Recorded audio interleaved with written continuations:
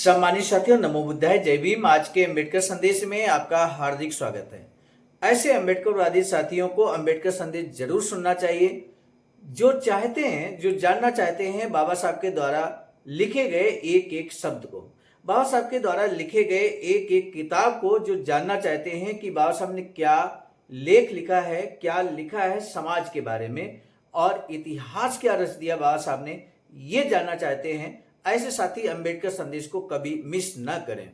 आज के अम्बेडकर संदेश को हम आपके समक्ष प्रस्तुत करेंगे बाबा साहब डॉक्टर अम्बेडकर संपूर्ण वाङ्मय खंड 8 से, जिसका शीर्षक है हिंदू धर्म की पहेलियां।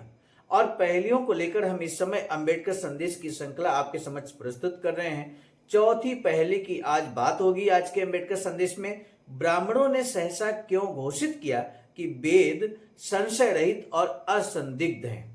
इसी विषय को लेकर आज का अम्बेडकर संदेश अपेक्षाकृत सारगर्भित रहेगा, संक्षिप्त रहेगा आज का अम्बेडकर संदेश। इसलिए हमारा अनुरोध है, अम्बेडकर संदेश में अंत तक बने रहिए और बाबा साहब के द्वारा लिखे गए हूबहू लेख को जानने की कोशिश कीजिए।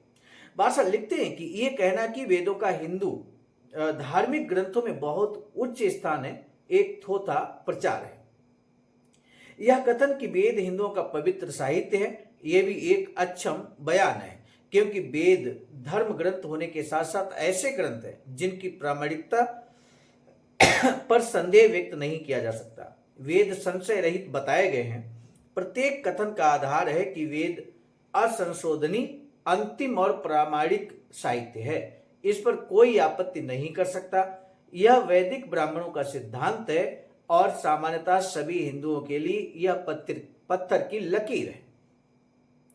इस सिद्धांत का आधार क्या है? सिद्धांत का तत्व है कि वेद अपौरुषेय है।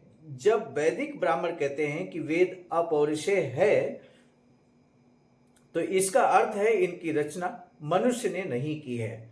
क्योंकि यह मनुष्य की रचना नहीं है, इसलिए इनमें त्रुटि, संशय और दोष नहीं हो सकता, जो मानव रचना से संभव है। इसलिए ये संशय रहित है। ये समझना कठिन है कि वैदिक ब्राह्मणों ने इस सिद्धांत को क्यों प्रतिपादित किया, क्योंकि एक समय था जब वैदिक ब्राह्मणों को स्वयं इनकी आधिकारिता, निर्णयजन्यता और प्रामाणिक होने पर संशय था। वे वैदिक ब्राह्मण और कोई नहीं, धर्मसूत्रों के रचयिता थे। हम गौतम धर्मसूत्र से आरंभ करते हैं, यानी कि अब जो धर्मसूत्र हैं उनकी बात यहाँ पर होने जा रही है। धर्मसूत्रों ने वेदों को किस तरह से माना है, इस पर विशेष बात होगी। वह वेदों के संशय रहित होने के प्रश्न पर निम्नांकित नियम का प्रतिपादन करता है। वेद पवित्र विधान का स्रोत है और वेद विज्ञों की परंपरा और व्यवहार है। यदि सम ज्ञान के विद्वानों में मत भिन्नता हो तो सुविधानुसार किसी एक को मान्य समझने का उसे अधिकार है। वशिष्ठ धर्म सूत्र का विचार निम्नांकित है। पवित्र विधान सुनिश्चित पाठ है, अर्थात वेद और ऋषि परंपरा है। विधान में संशय पर इन्हीं शिष्टों का व्यवहार प्रमाण है। बौधायन के विचार इस प्रकार है। प्रश्न 1 अध्याय 1 कंडिका। नंबर 1, पवित्र विधान प्रत्येक वेद में है। नंबर 2, हम उसी के अनुसार व्याख्या करेंगे। नंबर 3, पवित्र नियम परंपरागत शिक्षा का स्थान द्वितीय है। नंबर 4, शिष्टों का व्यवहार तृतीय है। और 5वां, संशय की अवस्था में न्यूनतम 10 सदस्यों का सम्मेलन नियम के विवादित बिंदुओं पर निर्णय करें। आप स्तंभ धर्मसूत्र निम्नलिखित सूत्र में स्पष्ट कहता है। इसलिए अब हम योग्य कृत्यों को घोषित करते हैं जो दैनिक जीवन की रीतियों का हिस्सा है। इनका प्रमाण उनकी सहमति है जो नियमों को जानते हैं। विधान का प्रमाण मात्र वेद हैं। शिष्टों के संबंध में वशिष्ठ धर्मसूत्र और बौधायन धर्मसूत्र ने परिभाषित करने में विशेष सतर्कता बरती है कि शिष्ट कौन हो सकते हैं। वशिष्ठ धर्मसूत्र कहता है, इच्छाओं से जिनका हृदय स्वतंत्र है वे शिष्ट हैं। यानी कि शिष्टता के बारे में, शिष्ट कौन है, अनुशासित कौन है, इस बारे में अलग अलग लोगों की अलग अलग विचारधारा होती है, सोच होती है। तो मेरे साथियों, ये यहाँ पर वशिष्ठ धर्म सूत्र क्या कहता है इस बारे में हर व्यक्ति को ये जानना बहुत जरूरी है। तो वशिष्ठ धर्म सूत्र कहता है कि इच्छाओं से जिनका हृदय स्वतंत्र है, मुक्त है, वे शिष्ट हैं। आगे बौधायन शिष्टों की योग्यता बताने हेतु अति विस्तृत विवरण देते हैं। उनका कथन इस प्रकार है: शिष्ट निसंदेह वे हैं जो निष्प्रय और दर्प शून्य हैं, 10 दिन तक के ही अन्न संग्रह से संतुष्ट हैं, लालसा रहित हैं, पाखंड, क्रोध, लोभ, मोह और मद रहित हैं।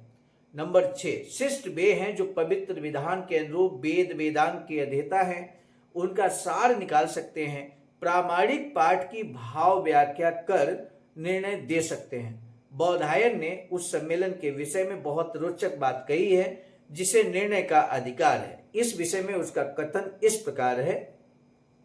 8वां बिंदु है यहाँ पर, वे उद्धरण भी देते हैं 4 व्यक्ति जिनमें से प्रत्येक एक वेद का ज्ञाता है, एक मीमांसक है जिसे अंगों का ज्ञान है, एक जो पवित्र विधान उद्घोषित करता है, और 3 व्यवस्थाओं के 3 ब्राह्मणों को मिलाकर कम से कम 10 सदस्यों का एक सम्मेलन बनता है।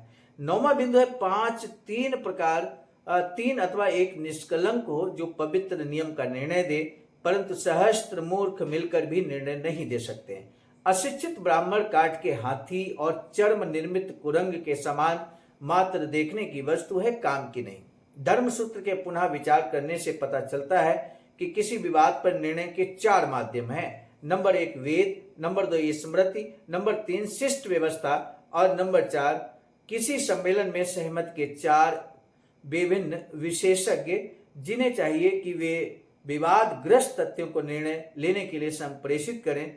यह भी विदित होता है कि एक समय था जब एकमात्र वेद ही ब्रह्मातीत संस्था नहीं थी। एक समय था जब वशिष्ठ और बौधायन धर्मसूत्रों की सत्ता थी। आप स्तंभ वेदों की सत्ता को बिल्कुल भी स्वीकार नहीं करता था। उसने सम्मेलन के सदस्यों के लिए वैदिक ज्ञान को वैकल्पिक बताया है जिसका निर्णय ही विधान था। वेदों को आधिकारिक ग्रंथ नहीं माना जाता था और सम्मेलन प्रामाणिक व्यवस्था थी जिसमें विद्वान निर्णय लेते थे। गौतम के समय में वेदों को एक छत्र प्रमाण माना गया। गौतम के समय में वेदों को एक छत्र प्रमाण माना गया। एक समय था जब सम्मेलन का निर्णय एकमात्र प्रमाण था। यह काल बौधायन का था। ऐसा निष्कर्ष शतपथ ब्राह्मण द्वारा निम्नांकित उद्धरण द्वारा प्रत्यारोपित किया गया है। वे कहते हैं, आगे क्या कहते हैं बाबा साहब ने यहाँ पर लिखा, ये लेखक ने लिखा, संपादक ने, कि अधूरा छोड़ दिया गया, उद्धरण और अतिरिक्त विचार विमर्श नहीं दिया गया है। यानी कि सही बात तो यह है कि बाबा साहब के द्वारा लिखे गए लेखों को यहाँ पर संकलित किया गया अंबेडकर प्रतिष्ठान के द्वारा, क्योंकि एक लंबा गैप हो गया बाबा साहब की ये पुस्तक, ये खंड प्रकाशित होने में। आप विश्वास कीजिए कि बाबा साहब डॉक्टर बी.आर. अम्बेडकर के संपूर्ण साहित्य को खंड 1 से लेकर 40 तक संकलित किया गया, संग्रहित किया गया।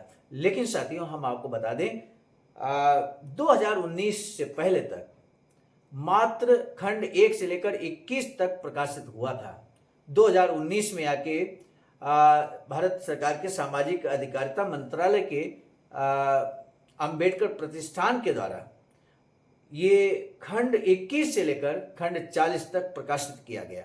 यानी कि टोटल जो बाबा साहब का साहित्य लिखा हुआ बाबा साहब के हाथों से, वो खंड 1 से लेकर खंड 40 तक है।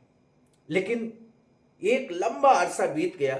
2000 आप सोचिए 1950 से लगभग मान कर चलिए और 2019 तक, तो लगभग 70 वर्ष की ये लंबा सफर तय करने के बाद, 70 वर्ष के बाद ये दबा रहा बाबा साहब का साहित्य और निकलकर भारत सरकार के सामाजिक अधिकारिता मंत्रालय के अंबेडकर प्रतिष्ठान द्वारा ये हम सभी के लिए सुलभ हो सका। जो आज अंबेडकर संदेश के रूप में आपके समक्ष में इसलिए रख रहे हैं क्योंकि ये जो खंड है 21 से लेकर 40 तक, ये चूंकि अभी अभी आए थे और 2021-22 में जाकर फिर इस पे रोक लग जाती है। तो ऐसे में बहुत सारे साथी जो अंबेडकरवादी साथी हैं जिन तक बाबा साहब का ये साहित्य नहीं पहुंच पाया। जब नहीं पहुंच पाया तो कैसे पढ़ेंगे, कैसे जानेंगे बाबा साहब के द्वारा लिखे गए साहित्य। हम आपको बता दें खंड 37, खंड 38, खंड 39 और 40 में टोटल बाबा साहब के स्पीचेज हैं। यानी कि उन स्पीचेज के बारे में सही सही जानकारी भी हमारे अंबेडकरवादी साथियों को नहीं है। जब तक वो पढ़ नहीं लेते, सुन नहीं लेते।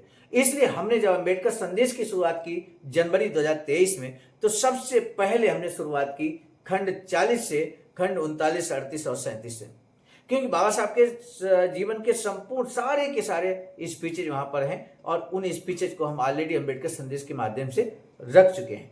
और इसके बाद हमने खंड 1 से शुरू किया। इस समय खंड 8 चल रहा है, खंड 9, खंड 10, ऐसे चलते हुए एक बार पुनः हम लोग 40 तक पहुंचेंगे। तो ये एक लंबा समय बीतेगा, लेकिन हम सभी संकल्पित हैं हर दिन अम्बेडकर संदेश के साथ आप जुड़े रहें, आवाज का ऑफिशियल यूट्यूब चैनल के साथ जुड़े रहें। निश्चित तौर पर एक एक कर हम बाबा साहब का संपूर्ण साहित्य डिजिटाइल करने का काम करेंगे और ये डिजिटल मोड में यानी कि यूट्यूब चैनल के माध्यम से आपको लगातार मिलेगा।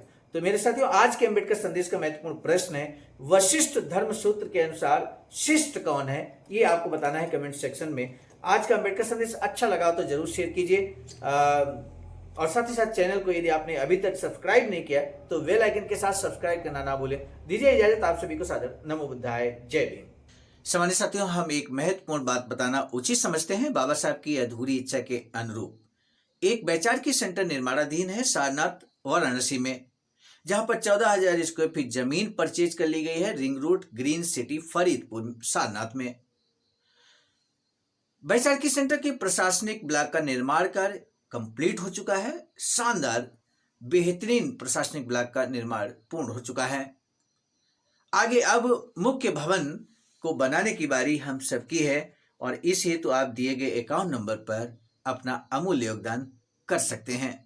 आज का अम्बेडकर संदेश हम लेकर उपस्थित हुए थे मिशन नायक बुद्ध मित्र मुसाफिर सर, राष्ट्रीय अध्यक्ष आवाज का, नई दिल्ली की प्रेरणा में, और प्रस्तुतकर्ता के रूप में मैं स्वयं सर्वजित आर्य, राष्ट्रीय मीडिया प्रभारी, IIT सेल आवाज का, नई दिल्ली। मिलेंगे नए डॉक्टर अम्बेडकर संदेश में, तब तक दीजिए इजाजत। आप सभी को सादर नमो बुद्धाय, जय।